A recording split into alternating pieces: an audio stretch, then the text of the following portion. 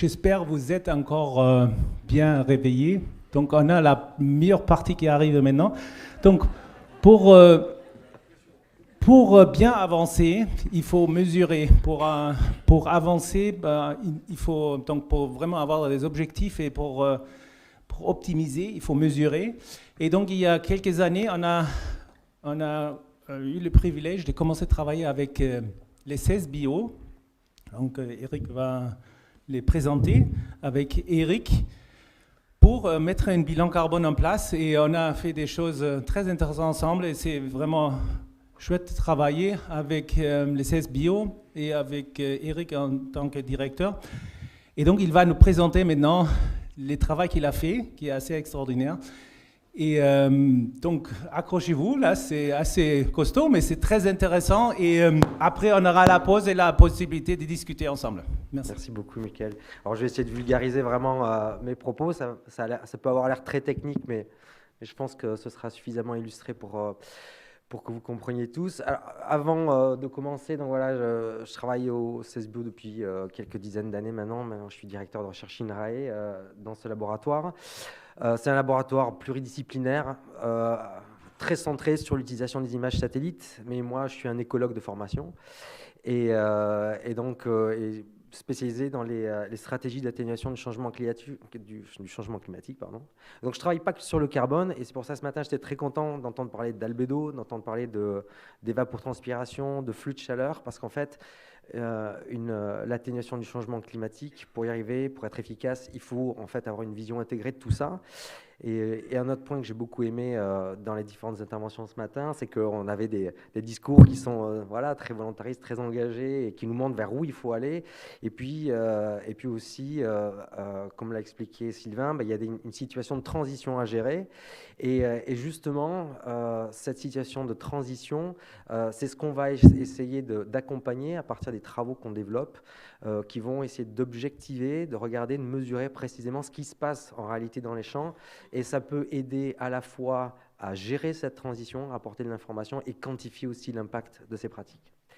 Alors, un bilan carbone, qu'est-ce que c'est et comment on le mesure? Ça peut sembler être quelque chose de trivial, mais déjà, il faut bien définir voilà, ce que c'est un bilan carbone. Un bilan carbone, ça représente un gain ou une perte de matière organique dans un sol. Et ça, on le mesure entre deux dates, donc entre le début, la fin d'une année, entre le début, la fin d'une rotation culturale, sur une période de 10 ans. On définit ça, cette fenêtre temporelle comme on veut. Et il y a grosso modo deux façons de mesurer un bilan carbone. Premièrement, en allant directement dans le champ, en faisant des trous dans le sol avec des tarières, en prélevant du sol et en analysant quelle est la quantité de matière organique et de carbone organique dans le sol.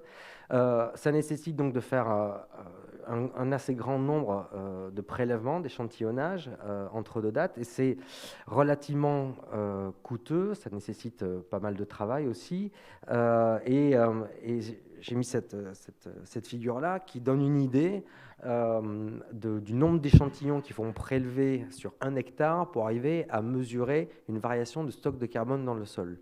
Donc, pour simplifier, si on prend voilà, un stockage moyen annuel de 0,3 tonnes de carbone par hectare et par an, en gros, ce qu'on peut arriver à obtenir avec un beau couvert intermédiaire, par rapport à une situation précédente où on aurait eu un sol nu entre deux cultures, ben, ça veut dire qu'il faut, selon la précision, la variabilité de la matière organique dans le sol, ça veut dire qu'il faut prélever à peu près entre 25 et 60 échantillons par hectare et par an. Sur une exploitation, ça fait beaucoup d'échantillons. Et encore, on va avoir une incertitude qui peut être relativement élevée sur cette mesure-là, qui peut être un petit peu réduite quand on va en amont aller cartographier les propriétés de sol. Alors, il y a différentes approches pour faire ça, et des instruments qu'on peut embarquer à l'arrière des tracteurs et qui vont cartographier la matière organique en superficie. Il y a des images satellites qui peuvent être utilisées pour faire ça aussi. Ça ne vous donne en aucun cas une mesure du stock de carbone sur l'ensemble du sol. C'est juste une information sur, en surface, la variabilité de ce carbone. Et donc, quoi qu'il en soit, même en utilisant ces méthodes-là qui permettent de cartographier le sol en surface, il reste qu'il y a beaucoup d'échantillons à prélever et c'est très coûteux. Et en plus, ça ne donne pas une vision vraiment dynamique de ce qui se passe. Ah, pardon. Hop. Et donc, nous, on a essayé d'aborder les choses de manière un peu différente en utilisant une approche, je vérifie, ouais, ce qu'on appelle une approche entrée-sortie pour calculer le bilan carbone. Alors, donc le bilan carbone, je rappelle, c'est bien cette évolution de la matière organique du sol qu'on cherche à quantifier entre deux dates. Et donc, nous, on a abordé ça comme si c'était un compte en banque, en fait. Vous avez une certaine somme d'argent sur votre compte au début de l'année, et à la fin de l'année, vous voulez calculer quel est le bilan, est-ce que vous avez gagné ou perdu de l'argent. Ben là, on va appréhender les choses de la même manière, et pour pouvoir le faire, il faut analyser ce qui est rentré comme argent sur votre compte pendant l'année et ce que vous avez dépensé. Donc, ce qu'on va regarder, c'est les entrées de carbone dans le système et les sorties. La première entrée se fait sous forme de gaz carbonique, c'est la photosynthèse de la plante. Il y a une partie de ce carbone qui est rentré par photosynthèse, qui va être respiré par la plante, c'est un organisme vivant donc il respire, mais la différence entre ce qui est rentré et ce qui est sorti, ça lui a permis de fabriquer de la biomasse aérienne, de la biomasse racinaire. Il y a une partie de cette biomasse qui va être récoltée, donc physiquement on a du carbone qui va sortir de la parcelle au moment de la récolte, mais il y en a une partie aussi qui va être restituée au sol et qui va venir alimenter ce pool de matière organique qui se décompose petit à petit tous les jours et qui renvoie aussi du CO2 dans l'atmosphère. Donc, on a un truc qu'on appelle le flux net de CO2 qui, en fait, le bilan des échanges, des entrées, sorties de CO2 de la parcelle, entrées sous forme de photosynthèse, sorties sous forme de respiration de la plante et de respiration des micro-organismes du sol. On peut aussi avoir des entrées physiques sur la parcelle sous forme d'amendement organique. Et donc, si on veut calculer un bilan carbone d'une parcelle, on peut le faire en comptabilisant toutes ces entrées-sorties. Une façon de mesurer ce flux net directement, c'est en installant des stations de mesure. Alors, c'est des outils qui sont assez coûteux, assez complexes à utiliser. Il y a un réseau international de stations de ce type-là. C'est des mesures qu'on appelle par fluctuation turbulente, mais qui sont très intéressantes parce qu'elles permettent de mesurer 20 fois par seconde la quantité de CO2 ou d'eau, d'ailleurs, de chaleur qui est échangée entre la parcelle et l'atmosphère. Donc ça, avec un système de ce type-là, on peut, sur quelques parcelles instrumentées, expérimentales, avoir une vision très dynamique des échanges de CO2 entre la parcelle et l'atmosphère. Et si on connaît ensuite, grâce à l'agriculteur, ce qui a été récolté et les amendements organiques quand il y en a eu, on calcule un bilan carbone et on peut le faire à un pas de temps annuel, un pas de temps de la rotation, etc. Donc nous, on s'est appuyé sur ce genre d'approche-là pour valider les méthodes que je vais vous présenter par la suite. Et là, en l'occurrence, c'était sur la parcelle d'un agriculteur qui est situé à Pibrac, qui fait du maïs popcorn précédé de couverts végétaux.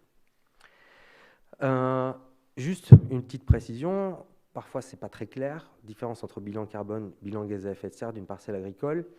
Si on veut comptabiliser le bilan gaz à effet de serre, il faut ajouter à la boîte verte qui est le bilan carbone, les émissions de protoxyde d'azote, donc de N2O, qui sont liées à la dégradation des engrais minéraux ou organiques, et puis toutes les émissions liées aux opérations techniques. Moi, ce dont je vais vous parler aujourd'hui, c'est la boîte verte. Je me limite aux aspects carbone strictement. Alors, les approches entrée-sortie, elles ont aussi parfois des limites et elles sont actuellement de plus en plus utilisées notamment dans le cadre du label bas carbone ou dans le marché volontaire du carbone. Donc ça correspond donc bien à cette approche-là. Et souvent, elles sont très axées ou peut-être un peu trop axé sur le fonctionnement du sol. Donc là, j'ai représenté de manière un peu schématique comment on va simuler avec des modèles l'évolution de la matière organique des sols. Donc, ça ressemble beaucoup à un modèle qui est très utilisé justement pour le label bas carbone, qui est le modèle AMG. Il fonctionne sur ce principe-là. Il faut lui donner des informations concernant les apports de matière organique fraîche, donc tout ce qui est paille, tout ce qui est amendement organique, Le modèle va simuler ce qu'on appelle l'humification, c'est-à-dire la transformation de cette matière organique fraîche en carbone organique qui est actif dans le sol. Il y en a une partie tous les ans qui va se minéraliser, qui va être stabilisée sur du long terme. Et à chaque fois, on émet du CO2 quand on passe d'un pool de matière organique à un autre.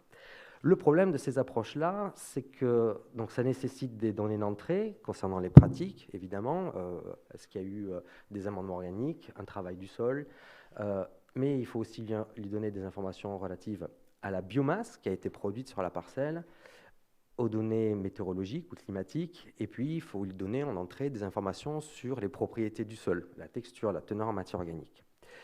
Le souci, c'est que ces informations-là, biomasse de la culture et la part de biomasse restituée au sol après la récolte, sur les biomasses de couverts végétaux, et puis les propriétés de sol aussi, elles sont très hétérogènes spatialement. Elles varient très vite d'un endroit à un autre, et y compris au sein d'une parcelle. Et juste pour l'illustrer, ça, j'ai repris une figure qui m'avait été transmise par Anne-Marie Joliet de Natalis, et qui montre, au sein du réseau des producteurs de maïs popcorn de Natalis, la variabilité qu'on peut observer sur des biomasses de couverts intermédiaires. On va de moins de 1 à pas loin de 9 et quelques tonnes de matière sèche par hectare qui est produite. Donc c'est extrêmement variable spatialement.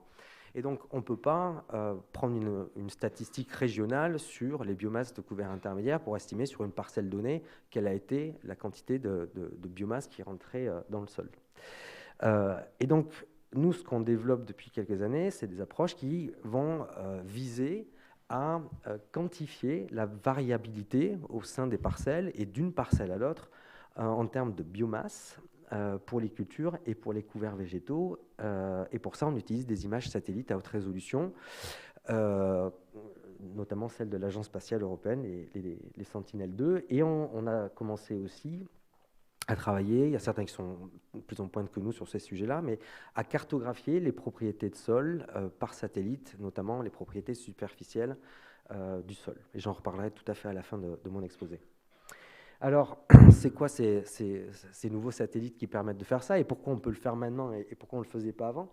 Mais parce que en 2017, il y a une constellation de satellites d'observation de la Terre, les Sentinelle-2 pour être précis, qui ont été lancés par l'Agence spatiale européenne donc, et qui permettent de mesurer tout le globe en continu. Ça repasse tous les 5 jours à l'endroit où vous êtes. C'est à 10 mètres de résolution. Ce sont des données gratuites. Ça mesure dans différentes gammes de longueur d'onde, ce qui est très utile parce que ça permet justement de distinguer des différents types de sols, différents types de végétation. Et c'est des données qui sont gratuites, accessibles à tous, facilement téléchargeables et utilisables, de plus en plus facilement utilisables même par des non-experts, notamment grâce au CNES, on a un représentant qui est là, qui aide au pré-traitement de ces données-là et à leur mise à disposition. Et donc, ça veut dire que l'utilisation, ces données satellites vont permettre de développer un certain nombre de méthodes, de services, notamment des services opérationnels pour l'agriculture, pour le pilotage de l'irrigation, de la fertilisation, et on va le voir donc pour pouvoir calculer des bilans carbone. Donc j'ai montré là quelques petits exemples de ce qu'on peut faire avec ces images satellites, en particulier sur les couverts végétaux. Et donc ça, c'est un résultat du projet Bagage qui s'est terminé il y a 2-3 ans, où on voit, vous voyez toutes les parcelles en marron, là, ce sont des parcelles qui sont en sol nu pendant l'interculture. On est autour de Gimont. Et ici, près d'Aire-sur-l'Adour, vous voyez qu'il y a des parcelles qui sont en vert clair ou en vert foncé ou en jaune. Et donc, ce sont des parcelles où il y avait des couverts intermédiaires avec des développements plus ou moins importants. Et avec ces images-là, on peut non seulement donc, quantifier la durée de couverture du sol ou la durée des périodes d'interculture sans végétation, mais on peut aussi donc quantifier, commencer à quantifier, avoir des indicateurs sur la quantité qui est produite, et on peut plus récemment là établir des cartographies des types d'intercultures à l'échelle nationale, et ça va être possible de le faire de manière opérationnelle, et donc de pouvoir dire à tel endroit, si on avait, sur telle parcelle, si on avait une interculture longue, courte, s'il y avait eu un couvert végétal pendant 2-3 mois, ou plus long que ça, sur ces parcelles-là, sur une année donnée. Donc c'est juste une illustration. Mais surtout, ça va nous permettre de voir à partir de ces images. Donc ça, c'est avant que les Sentinel-2 arrivent, c'était avec des données satellite spot. On avait commencé déjà à s'intéresser un petit peu à la question.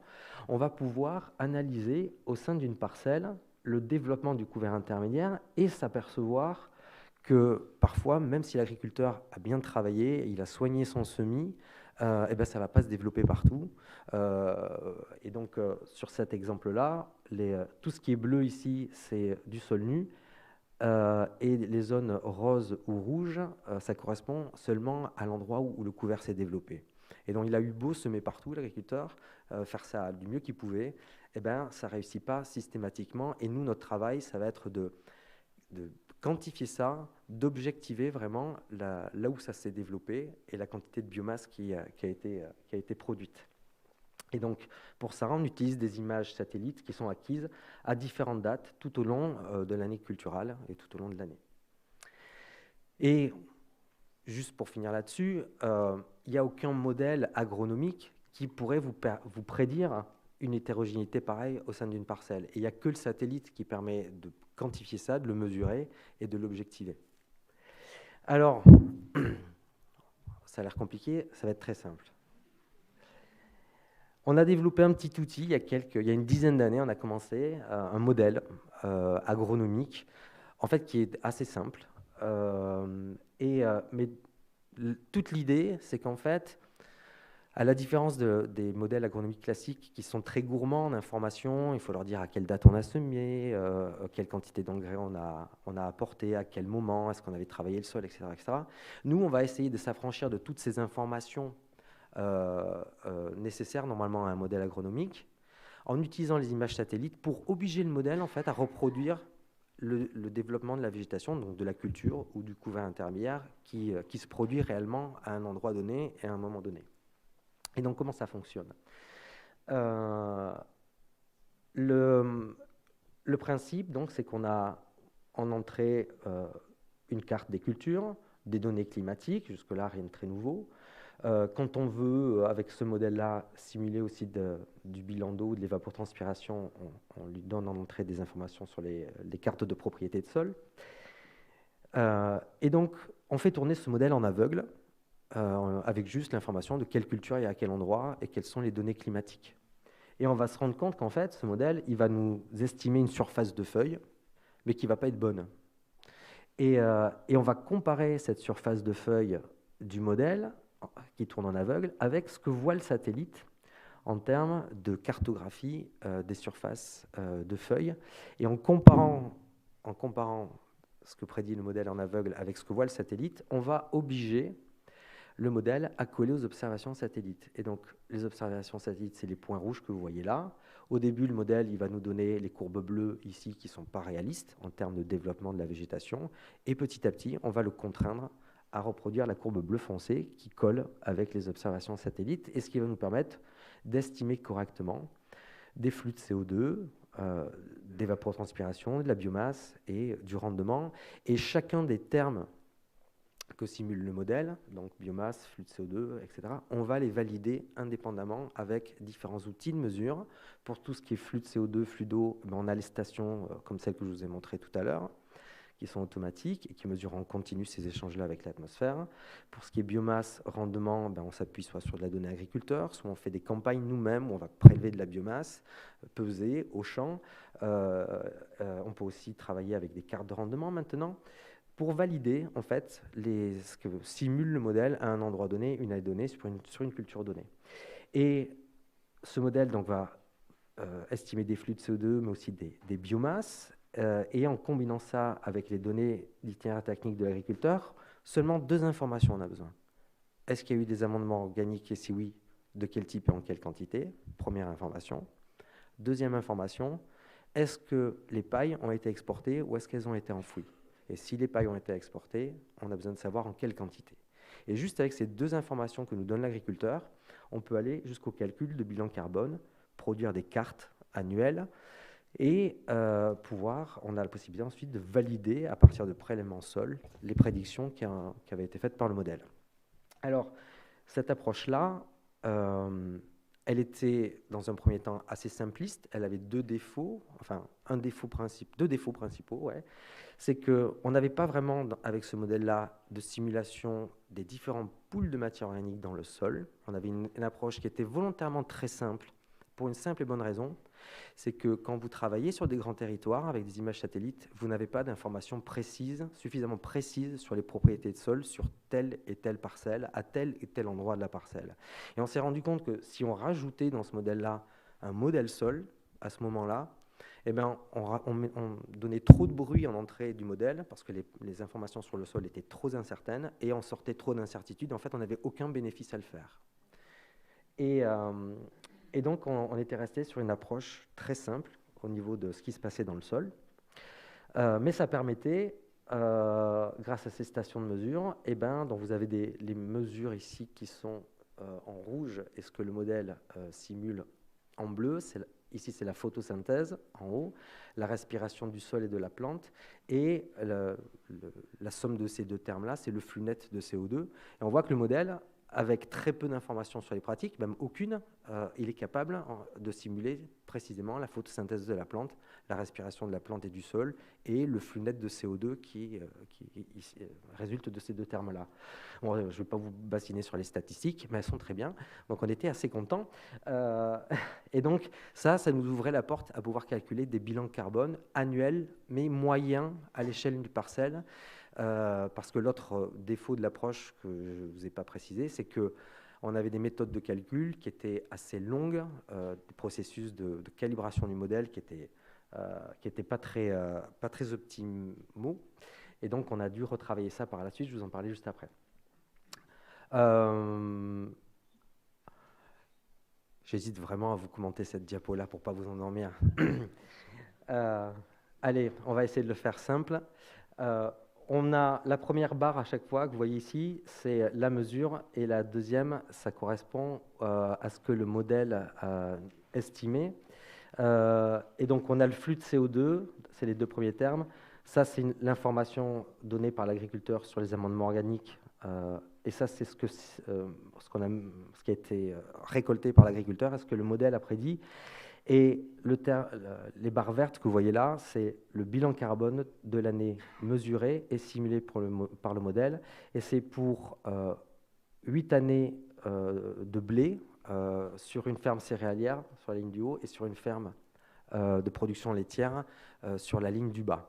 Et ce qu'on voit grosso modo, c'est qu'avec très peu d'informations, le modèle est généralement capable d'assez bien reproduire quand même les flux de CO2. Alors, ce n'est pas toujours parfait.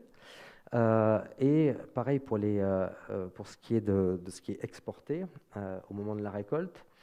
Et oui, voilà, c'est les observations, les simulations.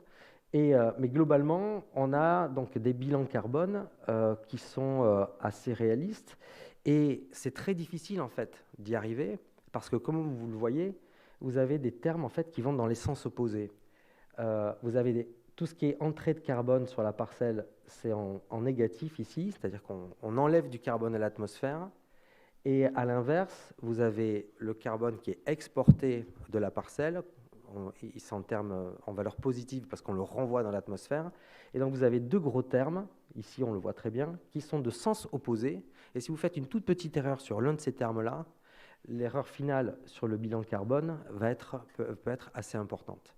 Mais ce qu'on voit aussi, c'est qu'il y a des incertitudes ici qui sont parfois assez importantes, parfois assez réduites. Et on s'est rendu compte qu'une grosse partie de l'incertitude sur nos calculs, elle venait du fait qu'il y avait deux raisons.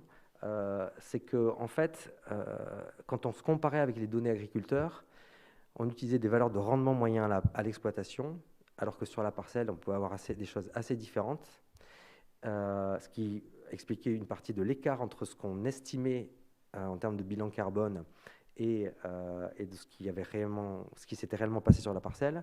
Et l'autre raison, c'est qu'on travaillait en moyenne à l'échelle parcellaire et on ne prenait pas en compte l'effet de la variabilité intraparcellaire.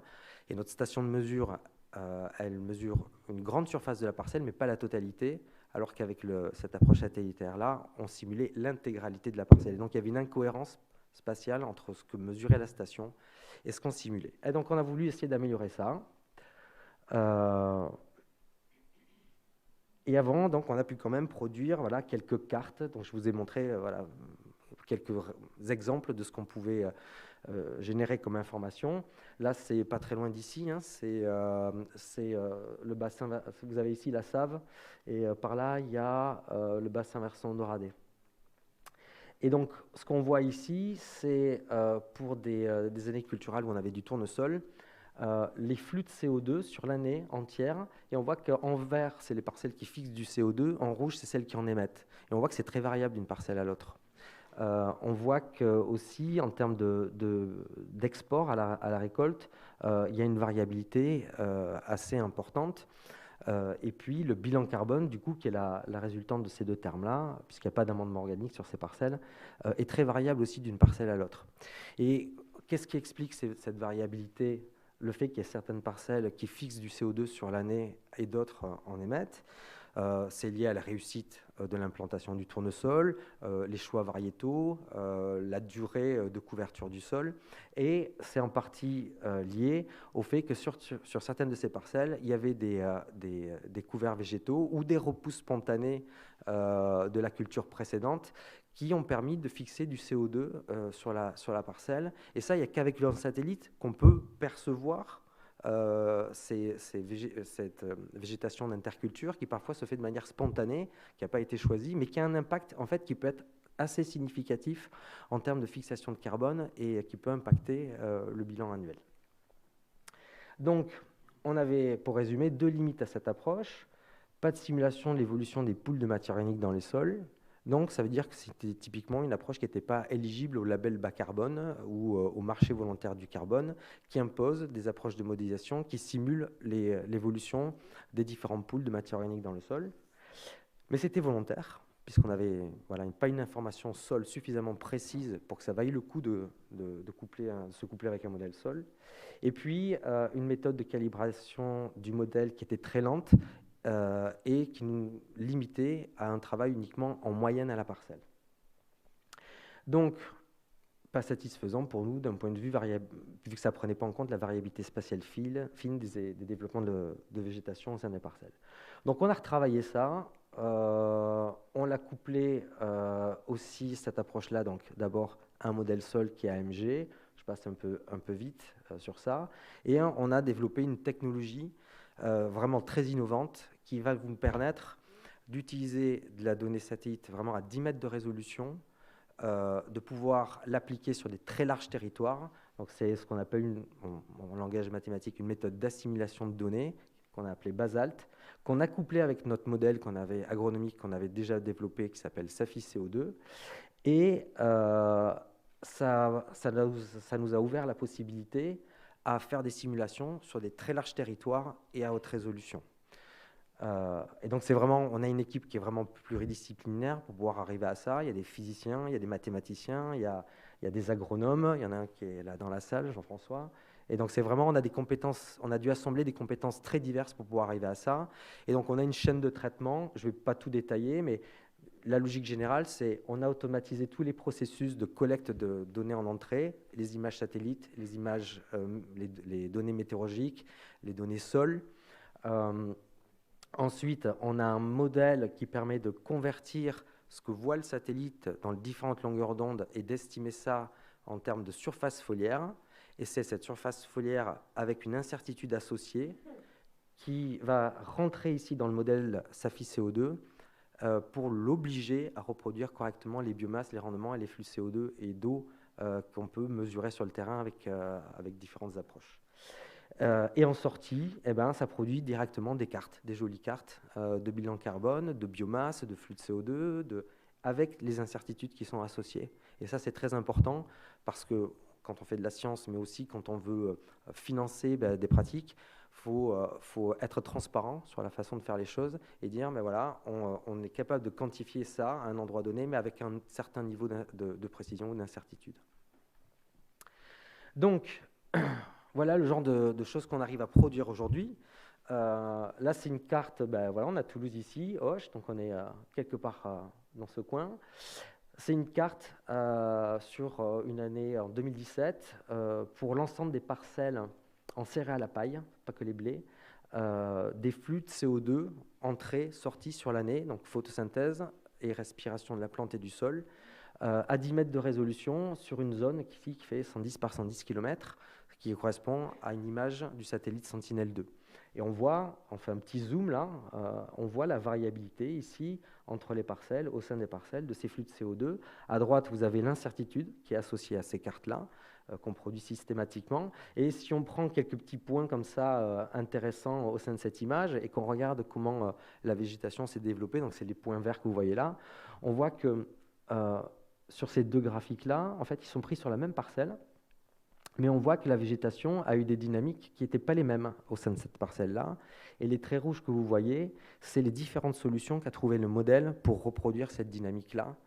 Et on voit que le modèle est arrivé à reproduire cette dynamique où il y a un développement ici beaucoup plus long de la végétation qu'en cet autre point-là de la parcelle. On voit que sur une autre parcelle, on a une bonne dynamique, et juste à côté, on a un souci. L'approche n'est pas parfaite, parce que quand il y a des nuages qui n'ont pas été détectés par les méthodes de correction des images satellites, ça pose un problème au modèle, et il n'est pas en capacité à reproduire le cycle de la végétation. Donc il y a encore des améliorations à apporter à ce niveau-là. Et puis il y a des choses plus rigolotes, comme celle-là, où là c'était déclaré comme un couvert de blé, mais typiquement quand on regarde la dynamique de la végétation, ça ne peut pas être un blé. Donc, alors, ça peut être une fausse déclaration, mais souvent, plutôt, il y a eu un problème sur la levée. C'est arrivé, on l'a vu plusieurs années, en 2018 notamment, où en fait, l'agriculteur a dû retravailler son sol, ressemer derrière un tournesol, parce qu'il y avait eu un problème à la levée. Et donc, sauf que ça n'a pas été forcément mis à jour dans la déclaration PAC. Voilà. Et donc, là, on a montré, voilà, dans le cadre du projet Naturellement Popcorn, avec Nathaïs, on a commencé à faire des exercices parce que l'objectif, c'était de pouvoir quantifier l'impact des couverts intermédiaires en termes de stockage carbone. Et donc là, on a fait 2 exercices de simulation. Ici, en prenant sur les parcelles du réseau de producteurs Nathaïs, vous voyez, ça c'est la simulation de ce qui s'est réellement passé, où on voit en vert, là, ce sont toutes les parcelles de maïs pop qui sont précédées d'un couvert intermédiaire. Et sur la simulation de droite, on a ignoré la présence de couverts, c'est-à-dire qu'on avait des images satellites qui permettaient de le voir, mais on a fait comme si il n'y avait pas de végétation qui s'était développée, il n'y avait pas eu de couvert intermédiaire pendant la phase d'interculture. Et on a analysé, du coup, comme ça, visuellement déjà, l'impact d'avoir un couvert intermédiaire par rapport à ne pas en avoir sur les flux de CO2, et on voit que c'est plus vert, évidemment, donc ça fixe plus de CO2 quand on a pris en compte le couvert intermédiaire par rapport à si on ne le fait pas et qu'on prend en compte uniquement le cycle du maïs. Et on peut calculer la différence entre ces 2 simulations.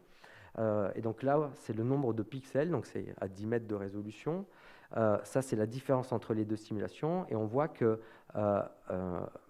ce que ça reproduit, cette courbe-là, en fait, c'est l'impact en termes de flux de CO2 lié à la présence des couverts. On voit que les couverts intermédiaires, la majorité, entraînent une différence moyenne de 200 grammes de carbone de matière sèche par hectare et par an, soit environ 0,3 tonnes de carbone stocké par hectare et par an.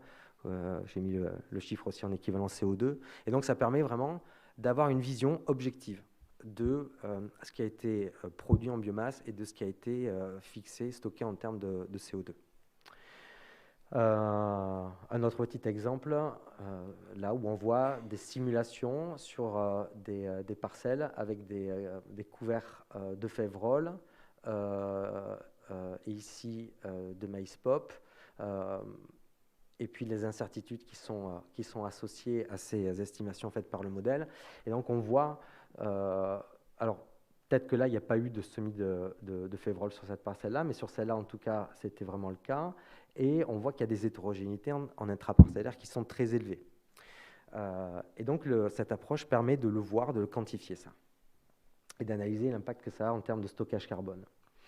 Et donc, tout ça pour en arriver, donc, on a une chaîne de traitement qu'on appelle AgriCarbone.io, qu'on vient de développer et qu'on commence à transférer à certaines entreprises qui veulent utiliser l'imagerie satellite pour faire du bilan carbone, qui nous permet d'estimer les biomasses de culture, de couverts intermédiaires et les incertitudes associées.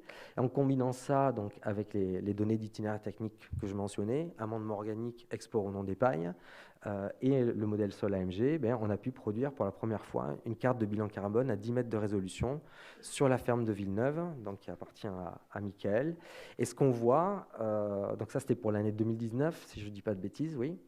On voit donc des parcelles qui sont en vert, c'est celles qui stockent du carbone, et des parcelles qui sont plutôt dans les jaunes ou orangés, qui sont proches de la neutralité ou qui déstockent. Mais ce qu'on voit aussi, c'est que, je prends l'exemple de cette parcelle-là, donc celles qui sont en vert, ce que je n'ai pas dit, oui, c'était des parcelles en maïs pop précédées d'un couvert, et celles qui apparaissent toutes en jaune, là, c'était un blé.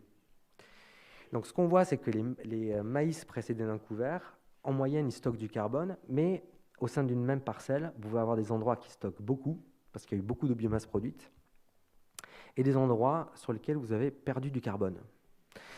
Et donc ça, c'est intéressant parce que quand on veut réfléchir pour pouvoir vérifier ces estimations-là à partir de mesures de prélèvement de sol, pour valider vraiment l'approche, ça vous donne une idée du fait qu'il faut réfléchir un petit peu à quel endroit vous allez aller prélever. Donc ça peut paraître être du luxe de travailler à ces résolutions de 10 mètres pour pouvoir calculer des bilans carbone, mais en fait, ça ne l'est pas du tout. D'une part, ça va permettre donc d'analyser l'impact de l'hétérogénéité des sols, des maladies sur la production de biomasse qui a été restituée, donc sur les bilans carbone, mais ça permet aussi du coup de nourrir des analyses agronomiques sur quels peuvent être les leviers d'amélioration. Donc ça alimente quelque part les choses qui sont faites en agriculture de précision. Ça peut être utilisé pour aussi produire des cartes de biomasse, de rendement et d'autres variables comme l'évapotranspiration. Mais si on reste dans une logique spécifiquement carbone, là où ces cartes peuvent être utiles, c'est pour définir en amont des projets de stockage carbone, comme le label bas carbone, ou aller faire les prélèvements de sol initiaux, parce que quand vous entrez dans une démarche label bas carbone ou dans le marché volontaire du carbone, vous allez devoir, en début de projet, prélever un certain nombre d'échantillons de sol sur votre exploitation pour donner une information de quel est l'état de départ de vos sols. Et quand on regarde une carte comme celle-là, oui, alors il y a eu un gros bug là, les points bleus se sont décalés, donc ceux-là, ils devraient être sur cette parcelle, mais c'est bon, c'est pas très grave. En gros, le fait d'avoir, avant de vous lancer dans le projet de carbone farming ou de label bas carbone, quand vous avez une vision de cette carte-là, vous pouvez dire, si je veux avoir une représentation réaliste de mes dynamiques de carbone à l'échelle de l'exploitation, et en moyenne quelque chose qui est représentatif, il faut que j'aille prélever à tel endroit, tel endroit, tel endroit, tel endroit. Et donc ça permet, en ayant un nombre d'échantillons assez limité, d'avoir une représentation réaliste et objective de l'état de vos sols au démarrage du projet de stockage carbone dans les sols par les pratiques agroécologiques. Et ça permet aussi, et ça c'est très important pour nous, de valider correctement vos bilans carbone. Parce que, je prends l'exemple là avec des données de rendement. Si vous faites un échantillonnage sur l'ensemble de votre parcelle, de votre exploitation, avec des dizaines de milliers de points, et que vous faites la moyenne du carbone au départ et à la fin, ce que vous allez avoir, c'est un chiffre moyen. Si vous faites la moyenne sur chacune des parcelles, vous allez avoir une petite variabilité dans ce qui s'est passé au sein de votre exploitation. Donc là, c'est pour des rendements. On avait simulé avec notre modèle des rendements, et ça, c'est les valeurs de rendement moyen qui a été fournie par les agriculteurs, c'est pour illustrer le propos, on voit que si on utilise des valeurs moyennes à l'échelle d'une parcelle ou d'une exploitation, on va avoir une gamme de variabilité qui est très faible. Sauf que le modèle, lui, il va estimer que la variabilité, elle est plus importante. Et si vous faites correspondre l'échelle de mesure avec l'échelle avec l'échelle de modélisation, et bien là, vous vous rendez compte que sur le terrain, il y a une véritable variabilité, vous en prenez compte, et ça vous donne la possibilité vraiment d'évaluer votre modèle et de faire passer une relation entre les données observées et ce que prédit le modèle sur toute la gamme de ce que vous observez, et donc de faire une vraie validation de l'approche. Voilà. Donc, on a des perspectives d'évolution de ces approches. D'abord, il y a des limites aussi à ce qu'on fait. Pour le moment, donc, on travaille, notre modèle, on l'a travaillé pour un nombre limité de cultures, le blé, le maïs, le tournesol, le colza, quelques types de couverts végétaux. Mais il y a encore un gros travail à faire pour pouvoir étendre cette approche-là à l'ensemble, enfin, à la majorité des grandes cultures qu'on rencontre en France, sorgho, soja, etc. Donc il y a tout un travail qui reste à faire et qu'on a initié pour étendre cette approche à d'autres cultures et d'autres types de couverts intermédiaires. Et pour ça, donc, il y a des travaux de thèse qui commencent. Il y a 2 étudiants de thèse là, dans la salle qui vont travailler sur ça, en s'appuyant sur un réseau européen de stations de flux, comme celle que je vous ai montrée, qui vont nous permettre d'avoir un large gradient de climat pédologique, mais aussi de pratique, et une grande variété de types de cultures. Et donc, on va pouvoir rendre ce modèle-là beaucoup plus... on va lui donner la capacité à simuler un plus grand nombre de rotations de cultures plus diversifiées. L'autre perspective d'amélioration, c'est de travailler sur l'utilisation d'autres données radar, d'autres données satellites, pardon.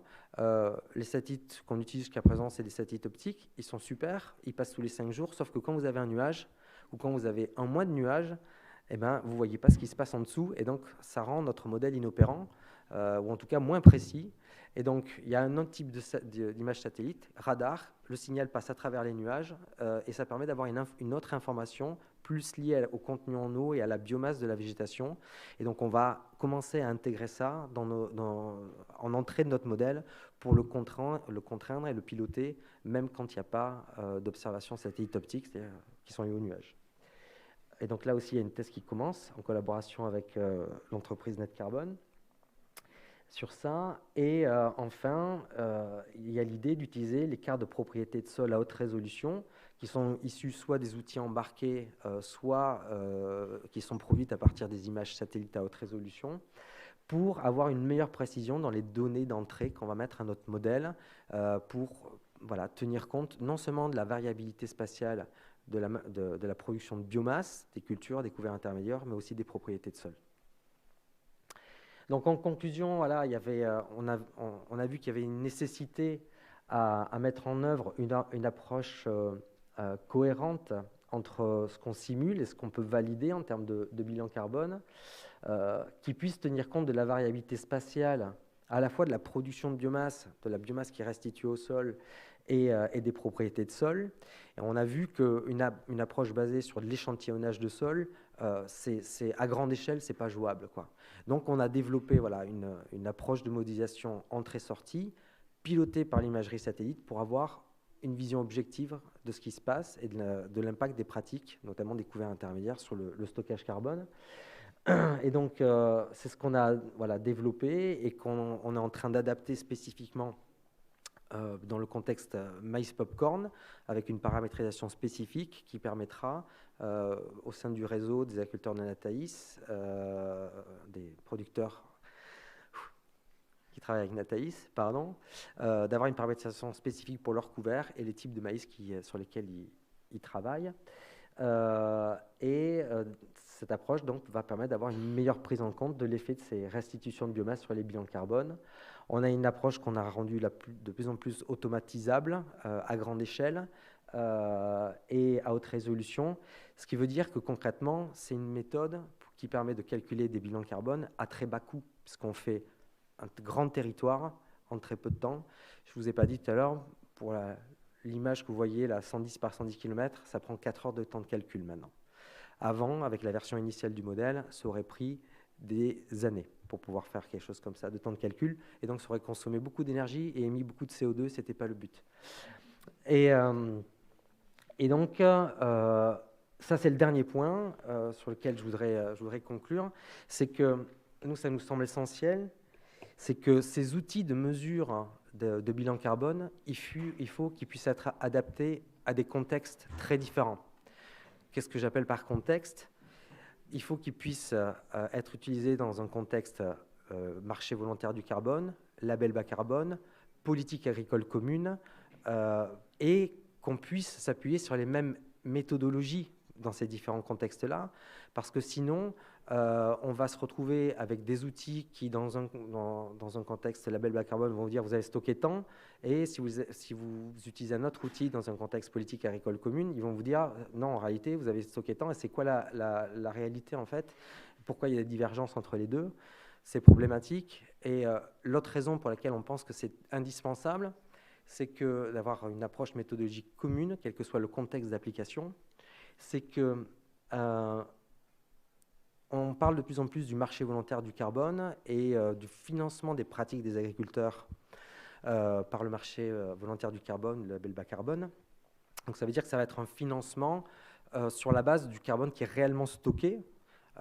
Et donc ces outils permettent d'estimer ça. Mais le risque là, il est vraiment du côté de l'agriculteur, parce que s'il fait tout bien, mais que son couvert n'a pas levé, il va concrètement avoir mis de l'énergie, dépensé de l'argent pour produire un couvert qui a produit peu de carbone, et donc le marché volontaire ne va pas le rémunérer, ou très peu. Et donc tout le risque financier est du côté de l'agriculteur.